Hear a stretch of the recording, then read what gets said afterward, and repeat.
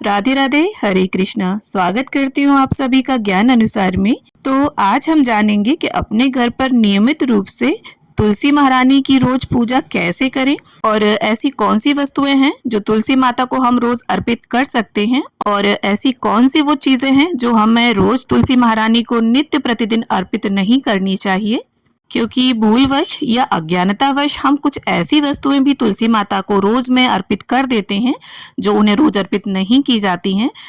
तो देखिए, हर वैष्णव के घर में तुलसी महारानी एक पौधे के रूप में जरूर से विद्यमान रहती हैं और तुलसी पूजन करना हमारे जीवन का एक आध्यात्मिक अंग है। तुलसी महारानी को कृष्ण भक्ति प्रदायिनी कहा गया है और तुलसी महारानी की सेवा मात्र से ही हमें कृष्ण भक्ति की प्राप्ति होती है। तो देखिए, तुलसी के 2 पौधे आपको घर पर रखने चाहिए। एक का आप पूजन करें और एक से आप भोग के लिए पत्ते ले सकते हैं, क्योंकि जिसका पूजन किया जाता है उसके पत्ते हमें नहीं तोड़ने चाहिए। तो जैसा कि आप देख सकते हैं, यहाँ पर तुलसी के 2 पौधे हैं। तो चलिए अब पूजा की विधि देख लेते हैं कि किस प्रकार से हमें रोज पूजन करना चाहिए।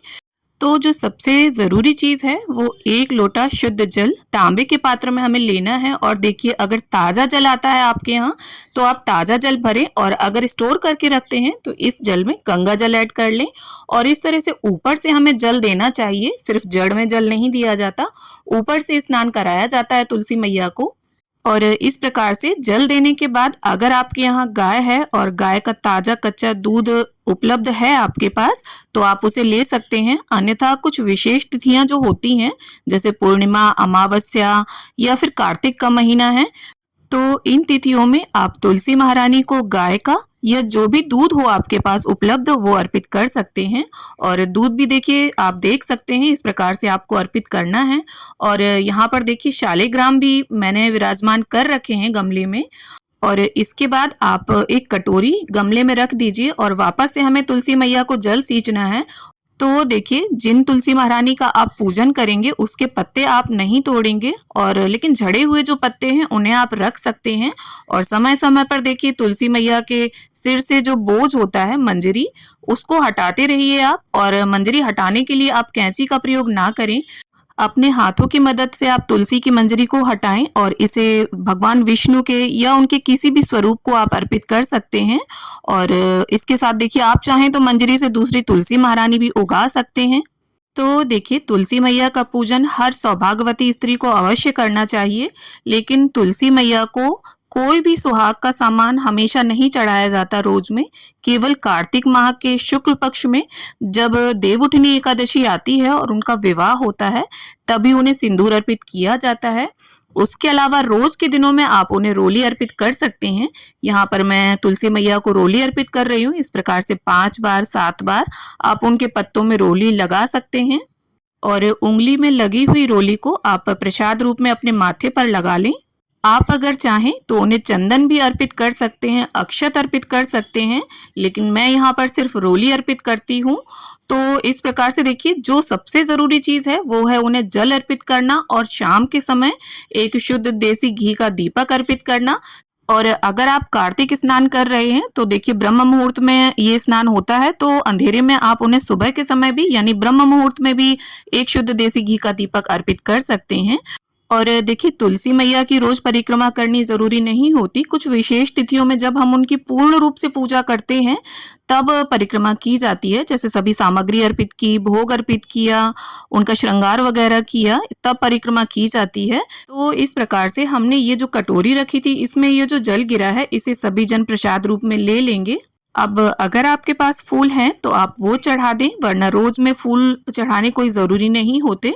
और यहाँ देखिए, मैंने पहले ही वस्त्र माता को उड़ा रखा है, तो रोज में कलावा और वस्त्र भी नहीं चढ़ाए जाते। तो इस प्रकार से चंदन से हम शालिग्राम जी का भी पूजन कर लेंगे। और इसके बाद देखिए, भोग में जो भी हो, मिश्री, बताशा और इलायची दाना, तो यहाँ पर मैं इलायची दाने का भोग रख रही हूँ। और भोग को आप कटोरी में ही रखें, तुलसी जी की जड़ में ना छोड़ें, इससे चींटियां हो जाती हैं और पौधा खराब होने का डर रहता है। तो इस प्रकार से बहुत ही साधारण से तरीके से हमने तुलसी मैया का पूजन कर लिया है। और एक शुद्ध देसी घी के दीपक से हम तुलसी मैया की आरती उतार लेंगे।